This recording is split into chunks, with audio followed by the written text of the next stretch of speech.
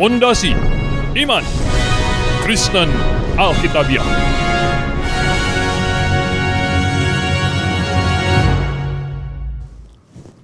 Pemirsa yang kami kasihi di dalam Yesus Kristus, kali ini saya ingin mengajak pemirsa sekalian untuk memahami tentang baptisan. Baptisan yang benar. Kali ini kita akan bicara tentang bayi perlu dibaptis atau tidak. Kami tidak melakukan pembaptisan bayi, tetapi kami membawa bayi, orang tua membawa bayi untuk didoakan di hadapan jemaat. Ini bukan bayinya itu dijadikan anak angkat ini dan lain sebagainya, no, ya, bukan itu. Tetapi bayi dibawa oleh orang tuanya. Dan orang tua ditanya dua pertanyaan biasanya. Pertama, apakah engkau melihat bayi ini sebagai kasih karunia yang Tuhan berikan kepadamu yang sangat berharga? Kalau dia jawab, iya. Kemudian pertanyaan kedua, apakah Anda suami istri berjanji di hadapan Allah dan di hadapan jemaatnya bahwa Anda akan mendidik anak ini sesuai dengan ketetapan firman Tuhan? Dan kemudian mereka menjawab, iya. Dan akhirnya kita berdoa, seluruh jemaat berdoa untuk kedua orang tua itu. Dan agar Tuhan memberikan mereka hikmat untuk membesarkan anak ini dengan segala berkat yang diperlukan. Kami tidak membaptis bayi. Mengapa? Karena bayi tidak boleh dibaptis. Sesuai dengan Alkitab, baptisan itu untuk orang yang percaya dan bertobat dan percaya. Jadi Bapak Ibu yang saya kasih dalam Tuhan, bayi tidak perlu dibaptis karena apa? Kalau bayi mati pasti masuk surga. Kalau bayi mati pasti masuk surga. Mengapa? Karena di dalam Roma pasal yang kelima ayat 18-19 dengan sangat jelas di situ mengatakan bahwa dosa yang disebabkan oleh Adam dan Hawa telah diselesaikan oleh Tuhan Yesus. Perhatikan. Dosa yang disebabkan oleh Adam dan Hawa diselesaikan oleh Tuhan Yesus. Jadi dosa secara posisi, ya, dosa in position yang disebabkan oleh Adam telah diselesaikan oleh Tuhan Yesus. Oleh sebab itu, ketika seorang bayi, ketika yang lahir idiot, ketika yang lahir tidak memiliki kesadaran diri, dan kalau mereka mati dalam kondisi itu, maka mereka pasti masuk surga. Biar bayi siapapun juga. Biar bayi penjahat sekalipun juga. Karena bayi itu ya tidak melakukan dosa menurut kesadaran dirinya. Dia hanya mewarisi dosa secara posisi dari Adam. Sedangkan Alkitab mengatakan bahwa dosa yang disebabkan oleh Adam itu diselesaikan oleh Tuhan Yesus. Tetapi kalau tidak mati bayi, kita bertumbuh besar, mencapai akil balik, mencapai orang dewasa, dan kita melakukan dosa, kita menjadi orang berdosa, bukan lagi karena Adam dan Hawa. Tetapi itu karena diri kita. Nah, yang demikian ini perlu mendengarkan Injil. Sehingga dia perlu mengaku dirinya orang berdosa, bertobat, ya, menyesali dosanya, dan mengaminkan Yesus Kristus sebagai juru selamatnya. Bapak Ibu yang saya kasih dalam Yesus Kristus, nah kami melihat bahwa ya, tindakan membaptis bayi itu ada kesalahpahaman. Kesalahpahaman apa? Karena pada waktu itu gereja dengan negara digabungkan, sehingga yang warga negara harus juga warga gereja, jadi harus menjadi satu. Nah, mau tidak mau bahwa bayi dibaptiskan untuk menjadi warga negara. Akhirnya pengkristenan secara masif. Jadi Bapak Ibu yang saya kasih dalam Yesus Kristus, sehingga terjadilah pembaptisan kepada bayi. Dan terjadi kekacauan konsep tentang baptisan. Padahal baptisan tidak menyelamatkan. Baptisan adalah sebuah upacara yang Tuhan perintahkan untuk mengingatkan, untuk menggambarkan Injil yang telah menyelamatkannya, dan dia menggambarkan itu sekaligus untuk mengingatkan kepada semua orang. Jadi Bapak Ibu yang saya kasih dalam Tuhan Yesus, baptisan di Perjanjian Baru itu mirip dengan domba di atas mezbah di Perjanjian Lama. Nah, perhatikan dengan baik ya. Domba di atas mezbah di Perjanjian Lama itu mengingatkan manusia pada Injil yang akan datang. Jadi pada waktu setiap kali orang Yahudi menyembelih domba di atas mezbah, itu sama dengan mengingatkan kepada semua orang. Allah bermaksud memakai upacara itu untuk mengingatkan kepada semua orang bahwa dia akan kirim juru selamat, anak domba Allah yang akan menanggung dosa seisi dunia. Nah, dombanya disembelih. Tidak ada satu orang pun yang diselamatkan oleh domba itu. Jangan memberikan jasa besar kepada domba. Domba itu hanyalah gambaran. Jadi tidak ada domba yang menyelamatkan manusia. Itu hanya gambaran juru selamat yang akan datang. Nah, begitu juga dengan baptisan. Bapak Ibu yang saya kasih dalam Tuhan, jadi baptisan tidak menyelamatkan. Baptisan tidak menyelamatkan. Baptisan untuk menggambarkan Injil yang sudah menyelamatkan. Jadi dia harus bertobat dan percaya dulu kepada Injil. Kemudian dia menggambarkan bagaimana dia sebenarnya sudah mati bersama Kristus dan kemudian akan bangkit lagi bersama Kristus. Seperti Kristus bangkit. Jadi Bapak Ibu yang saya kasih dalam Tuhan Yesus Kristus itu, tidak ada kebenaran membaptis bayi. Ya.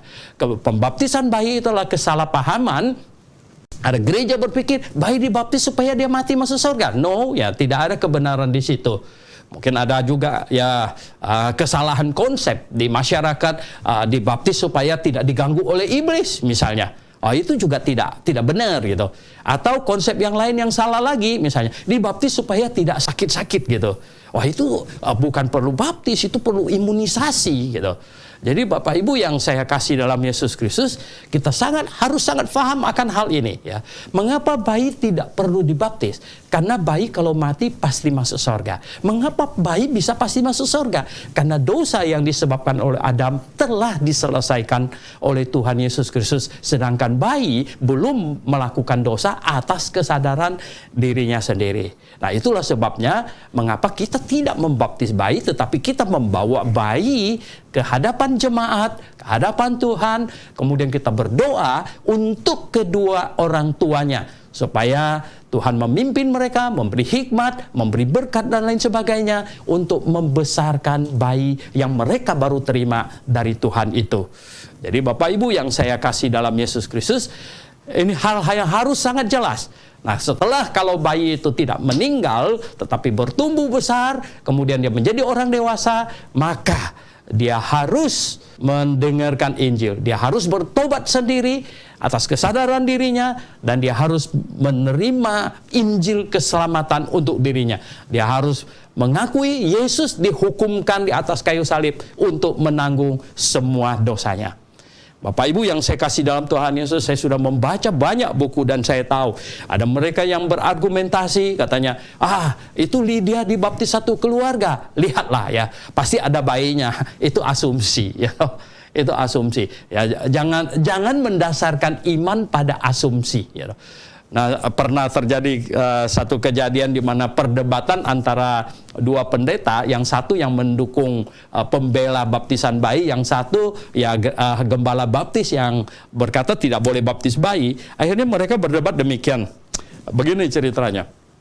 Nah, ketika itu yang membela baptisan bayi naik ke atas mimbar, di situ dia mengatakan bahwa Lydia dengan satu keluarga segala macam dibaptis, ya oke, selesai dengan bayinya katanya. Kemudian gembala yang dari baptis yang berkata jangan baptis bayi, naik ke atas, dia berkata apa?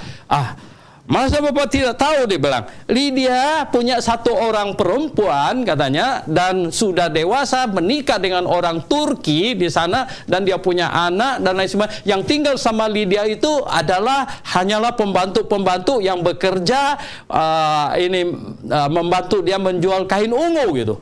Nah, pendeta yang satu itu tanya, Dari mana kamu dapat informasi itu bahwa Lydia cuma punya satu putri dan sudah menikah dan di Turki? Bapak itu lagi balik tanya lagi, dari mana kamu dapat informasi Lydia kok bisa punya bayi dan lain sebagainya? Dia bilang, oh kan saya asumsi. Lah saya juga asumsi katanya kalau begitu. Jadi Bapak Ibu, katanya acara debat itu semua orang tertawa sampai bubar gitu.